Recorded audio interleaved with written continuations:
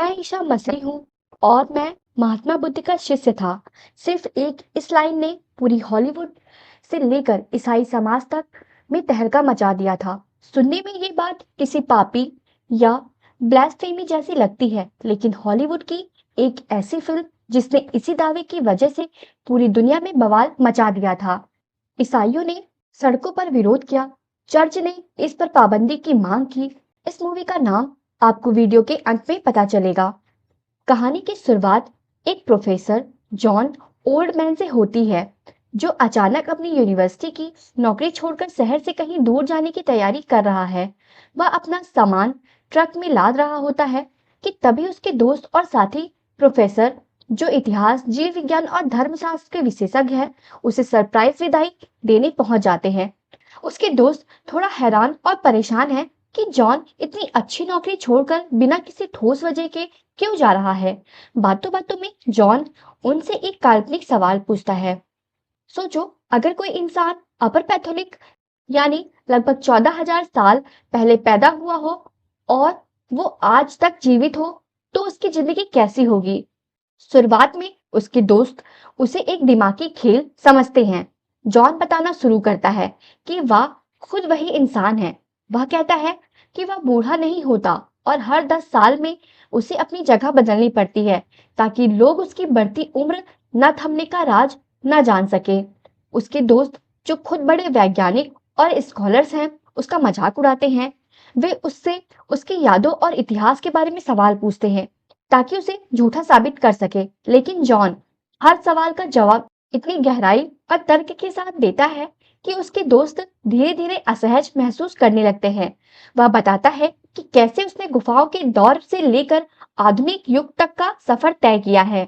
जैसे जैसे शाम ढलती है, जॉन के दोस्त उस पर सवालों की बौछार कर देते हैं। वे उसे पागल साबित करने की कोशिश करते हैं, लेकिन जॉन के पास हर ऐतिहासिक युग का आंखों देखा हाल था। कहानी तब सबसे बड़ा मोड़ लेती है जब जॉन धर्म के बारे में बात करना शुरू करता है। वह एक ऐसा खुलासा करता है जिससे वहां मौजूद उसके धार्मिक दोस्त गहरे सदमे में आ जाते हैं। तभी जॉन दावा करता है कि लगभग 500 ईसा पूर्व में वह भारत में था। वहां उसने महात्मा बुद्ध से मुलाकात की और उनके साथ काफी समय बिताया। उसने बुद्ध की शिक्षाओं, करुणा और अहिंसा तथा मन की शांति को गहराई से सीखा। फिर जॉन आगे बताता है कि बुद्ध से ज्ञान लेने के बाद वह पश्चिम की ओर बढ़ा और मध्य पूर्व पहुंचा। वहां के लोगों की बर्बरता और दुख देखकर उसने बुद्ध की वही शिक्षाएं लोगों में बांटना शुरू करी। वह कहता है कि समय के साथ लोगों ने उसे ईसा मसीह समझ लिया।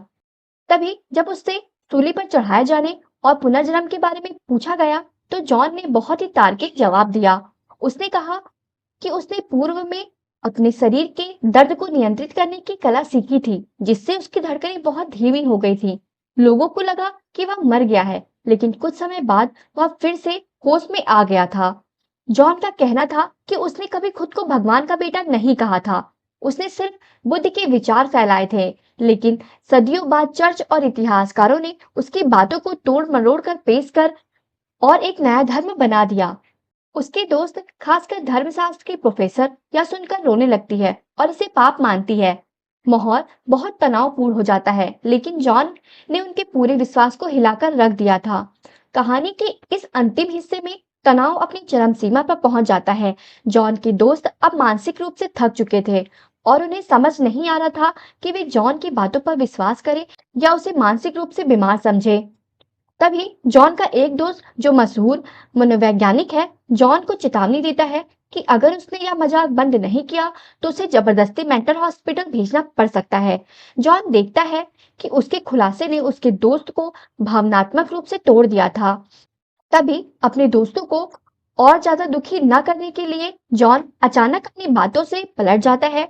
वह हंसते हुए कहता है कि यह सब एक कहानी थी, एक काल्पनिक खेल जो वह उनके साथ खेल रहा था। उसके दोस्त राहत की सांस लेते हैं, हालांकि उनके मन में अभी भी एक अजीब सी कसक बाकी थी। असली ट्विस्ट तब आता है जब सभी दोस्त घर से निकल रहे होते हैं। तब जॉन का सबसे बुजुर्ग दोस्त डॉक्टर विल ग्रूबर जॉन के पास रुकता है। बातों बातों में जॉन कुछ ऐसी पुरानी यादों और नामों का जिक्र करता है जो 60-70 साल पुराने थे। जॉन अनजाने में डॉक्टर ग्रूबर के बचपन के पालतू कुत्ते का नाम और उसके पिता की कुछ निजी चीजें बता देता है।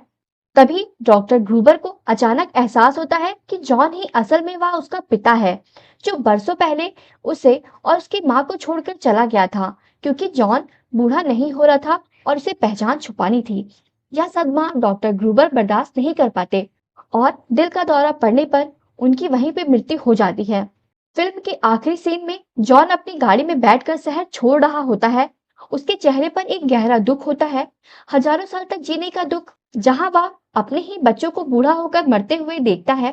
फिल्म द मैन फ्रॉम अर्थ इसी सवाल के साथ खत्म होती है कि जॉन वाकई में अमर है और ईसा मसीह वाली उसकी कहानी शायद कोई कल्पना नहीं बल्कि उसका अतीत है। तो दोस्तों, यही थी द मैन फ्रॉम अर्थ की कहानी।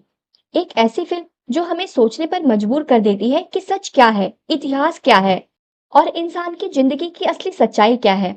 क्या जॉन सच में अमर था या ये सिर्फ एक कहानी थी? ये सवाल आपके लिए छोड़ती हूँ। अगर आपको ऐसी ही इंटरेस्टिंग स्टोरीज और एक्सप्लेनेशन पसंद है तो वीडियो को लाइक करें, चैनल को सब्सक्राइब करें और शेयर करना बिल्कुल ना भूलें। मिलते हैं अगली वीडियो में। धन्यवाद।